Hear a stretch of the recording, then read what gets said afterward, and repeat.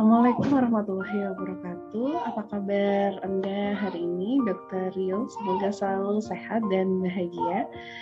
Pada kesempatan kali ini saya ingin menyampaikan beberapa saran ya terkait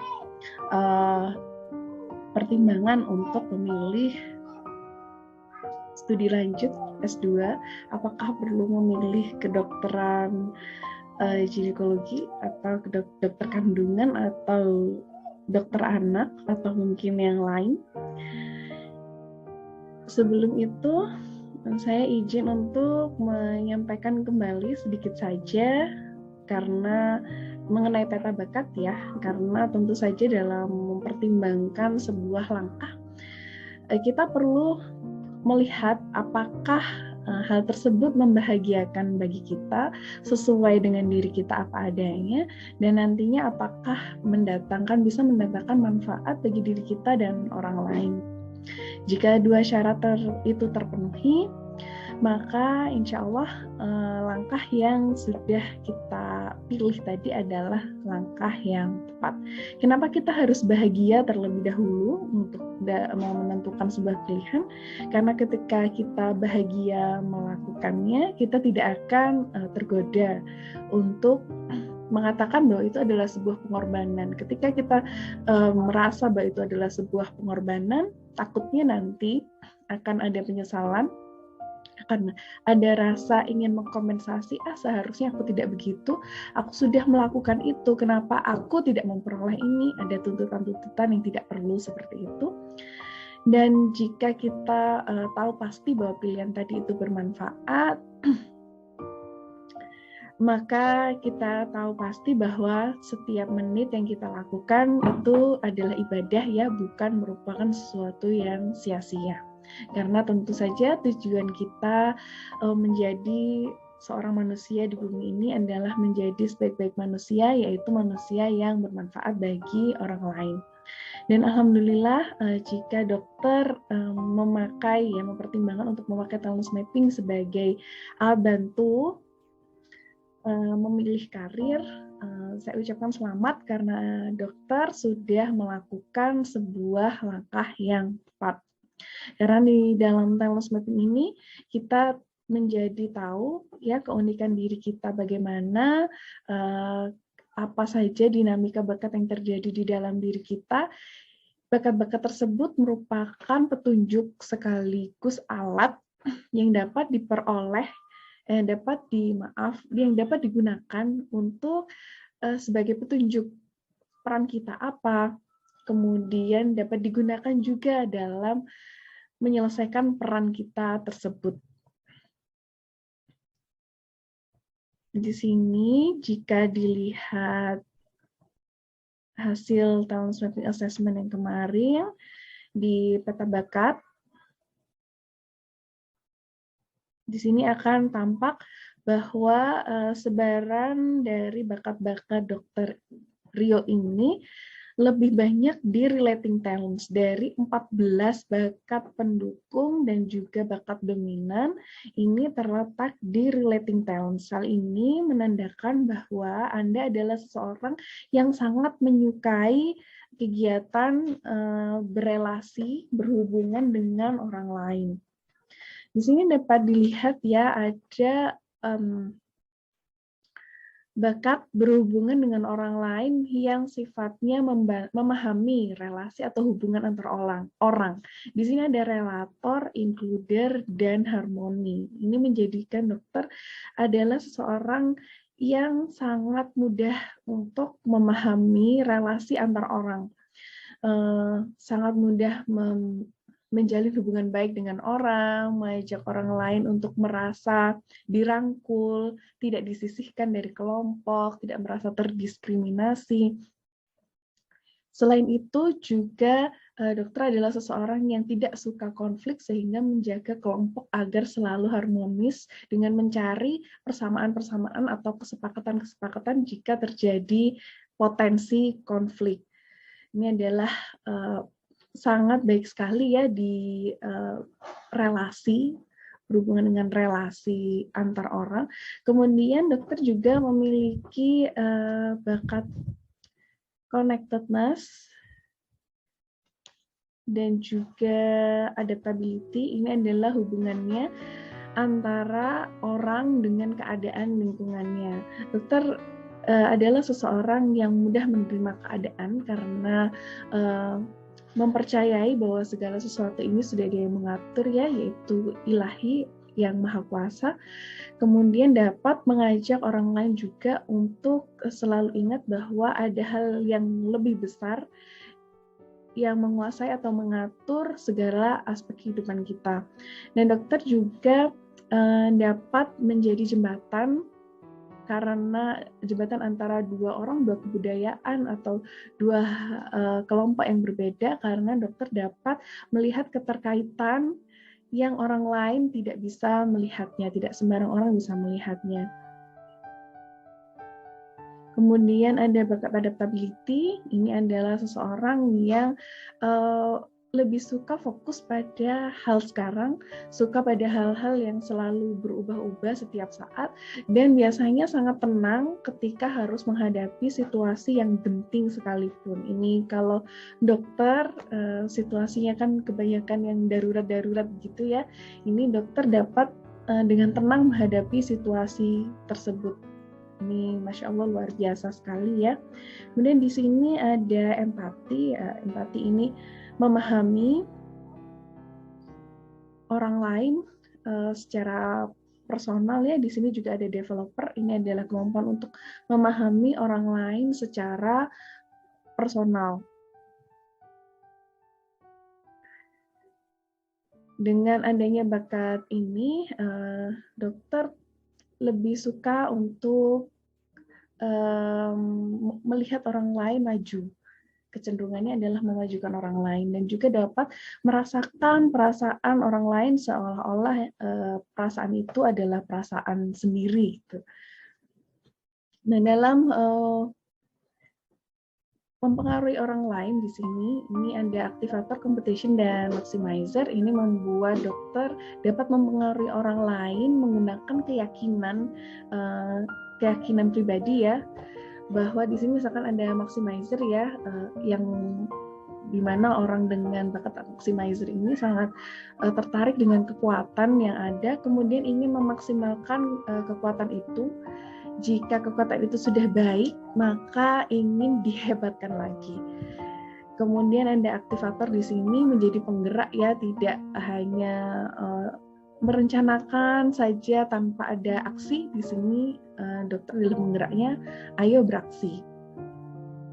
Kemudian ada competition juga. Ini adalah seseorang yang ingin selalu menjadi pemenang dan juga terdepan.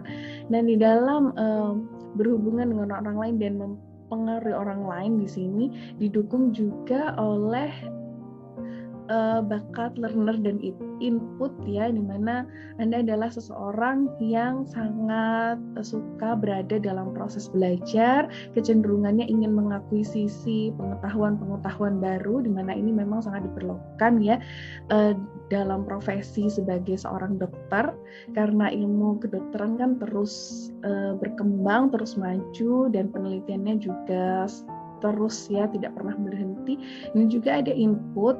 Input ini adalah kecenderungan untuk mengumpulkan sumber daya, baik itu sumber daya yang bersifat barang, fisik, ataupun informasi, atau mungkin dapat juga mengumpulkan asalnya sumber daya itu di mana. Ketika orang mencari ya sumber dayanya itu ada di mana sih, Anda tahu di mana harus mencari. Ini sangat mendukung sekali ya dalam misalkan tim ketika mereka butuh pengetahuan baru, kemungkinan dokter ini adalah salah satu yang mengawal atau menjadi pendukung orang-orang ini untuk dapat mempelajari suatu hal yang baru. Nah, dalam bekerja memiliki ketekunan ini achiever ya, achiever ini karena ingin mencapai sesuatu, tiada hari tanpa pencapaian, sangat bekerja keras. Kemudian di sini ada responsibility, artinya pribadi yang dapat diandalkan karena kalau mendapat amanah atau tugas akan menyelesaikannya hingga tuntas. Jika tidak, maka akan terbawa nih sampai level emosional ya, akan ada rasa harus mengkompensasi, tidak enak, dan lain-lain sebagainya. Nah, kemudian sebelum mempertimbangkan kembali ya profesi yang perlu atau jurusan ya yang perlu dipilih nantinya, kita bisa mengintip dulu strength cluster map ya, karena tadi lebih banyak di relating talents, maka tentu saja yang banyak adalah di bagian-bagian yang berhubungan dengan orang lain, yaitu networking atau bekerja sama, menjalin kerjasama dengan orang lain secara sejajar. Kemudian di headman atau bukan headman ya, maaf ya, di serving ini melayani orang lain, berada di bawah orang lain gitu ya. Dan di sini yang sangat tampak kuat sekali warnanya yaitu merah dan kuning adalah di bagian serving atau melayani orang lain ya. Di sini ada kegiatan-kegiatan memberikan perhatian pada orang lain seperti caring ya, caring, counseling, spiritualizing, karena ada bakat connectedness juga ya. Jadi bisa memberikan saran kepada orang lain secara spiritual. Kemudian ada terapis juga. Jadi di sini didukung oleh bakat dan juga terkonfirmasi oleh dokter sendiri. Di sini karena dokter tadi bakatnya adalah empati, relator, connectedness, adaptability. Jadi didukung sekali aktivitas yang disebut caretaker ini. Tipe kekuatan caretaker ini. Jadi memiliki sensitivitas yang tinggi dalam merasakan apa yang dirasakan orang lain, kemudian membuat Anda semakin mudah tergerak untuk menolong orang-orang yang membutuhkan perawatan atau bantuan di sekitar Anda. Jadi dapat membantu orang lain pulih secara fisik maupun secara mental, dan ini membuat dokter bahagia. Apakah benar seperti itu? Semoga benar ya, karena di sini ada konfirmasi ya, terkonfirmasi. Kemudian yang berikutnya yang warnanya juga kuat, merah dan kuningnya, adalah di serving juga. Di sini ada assisting atau membantu orang lain ya, mendamping orang lain menyelesaikan sebuah tugas ya. Ada greeting, memberi salam, menyapa. Saya membayangkan bahwa dokter ini adalah seseorang yang sangat ramah ya, sangat ramah, kemudian tidak pelit dalam memberikan dukungan dan saran, tidak pelit, ini ada informing, tidak pelit memberikan informasi gitu ya. Pasiennya tentu akan sangat senang sekali karena mendapat informasi yang lengkap dengan dukungan ya yang tulus sepenuh hati, sehingga memang tidak hanya raganya saja yang terawat tapi juga mentalnya. Tipe kekuatan yang di sini nih, yang di sini mulai assisting sampai serving ini disebut dengan server. Jadi secara insting memang selalu tergerak untuk menolong orang lain dan cenderung mengedepankan kepentingan orang lain. Sangat bertanggung jawab ya di sini, karena dokter tadi itu ada bakat empati, relator, connectedness, adaptability, dan juga responsibility ya. Ini di sini ada. Jadi nantinya dalam mempertimbangkan peran yang akan dipilih, ya ini tentu saat ini memang sudah dilakukan, tetapi nantinya juga peran-peran ini harap untuk tetap dilaksanakan, bahkan dikembangkan ya, peran-peran untuk memberikan perhatian, perawatan, dan pelayanan, terutama memberikan informasi kepada pasien. Semoga ini tetap terdukung ya, terlepas dari bidang spesialisasi apapun yang akan diambil oleh dokter nantinya. Kemudian di sini ya bisa kita lihat ada lagi di networking ya, atau bekerja sama dengan orang lain. Di sini yang terkonfirmasi kuat berdasarkan bakat ada di guiding, motivating, yang terkonfirmasi juga oleh dokter ya, ada guiding, memandu, kemudian memberikan motivasi. Ini adalah tipe kekuatan seorang motivator. Jadi suka sekali, kan ada developer ya, suka melihat orang lain berkembang, maju, bisa dengan memberikan semangat, inspirasi, atau contoh yang baik. Kemudian di sini ada lagi ya, di networking ada kegiatan yang terkonfirmasi serta didukung oleh bakat, memang ada di relating dan representing. Ini adalah seseorang ambasador, yaitu yang layak dipercaya untuk menjadi perwakilan, untuk menjalin relasi atau hubungan yang positif ya, karena memiliki rasa tanggung jawab yang tinggi dan rela mengulurkan tangan untuk membantu orang lain. Ini sangat cocok ya dengan dokter, mungkin bisa menjadi seseorang perwakilan dari sebuah gerakan edukasi kedokteran misalkan, atau menjelaskan edukasi kepada masyarakat, atau menjalin relasi dengan antar rumah sakit misalkan untuk menjalin kerjasama dan lain-lain. Di sini juga yang dikonfirmasi oleh dokter adalah kegiatan advising, coaching, dan consulting. Ini adalah kegiatan mengedukasi. Ini yang walaupun ini tidak didukung oleh bakat ya, tetapi dokter menyatakan bahwa ini adalah kekuatan. Ya, walaupun memang mungkin kegiatan ini akan memakan lebih banyak energi. Kemudian di sini ada communicating, kemampuan komunikasi juga tinggi yang mungkin akan membantu dokter dalam menyampaikan informasi ya yang diperlukan oleh pasien. Dan di sini dapat dilihat bahwa dokter adalah seseorang yang suka bekerja sama dengan orang lain dan suka melayani orang lain. Oleh karena itu, jika mempertimbangkan peran nantinya ya, kalau di dokter kandungan misalkan, di dokter kandungan ini Anda dapat melakukan peran memberikan edukasi kepada suami istri, kepada ibu ya, bagaimana proses perkembangan janin di dalam kandungan, kemudian dapat juga memberikan konseling jika memang terjadi permasalahan yang perlu dibimbing, juga memberikan perhatian karena kan ibu hamil dan juga yang baru pertama kali hamil misalkan memerlukan perhatian dan juga bimbingan baik secara ilmu kesehatan maupun secara spiritual. Kemudian perlu bantuan selalu ya, kalau kehamilan ini banyak sekali perlu bantuan ibu hamil karena memang yang dikandungnya itu memerlukan perhatian khusus ya. Proses kehamilan bukan proses yang mudah, dan proses kehamilan ini erat kaitannya dengan spiritualitas ya. Jadi dokter mungkin bisa mempertimbangkan peran dokter kandungan. Di samping itu, karena dokter memiliki bakat adaptability juga, ini kemungkinan juga bisa membantu ketika terjadi proses persalinan yang tidak terduga, kan jadwalnya tidak tentu ya proses persalinan itu, atau kegawat daruratan yang lain yang biasanya sangat mungkin terjadi pada ibu hamil.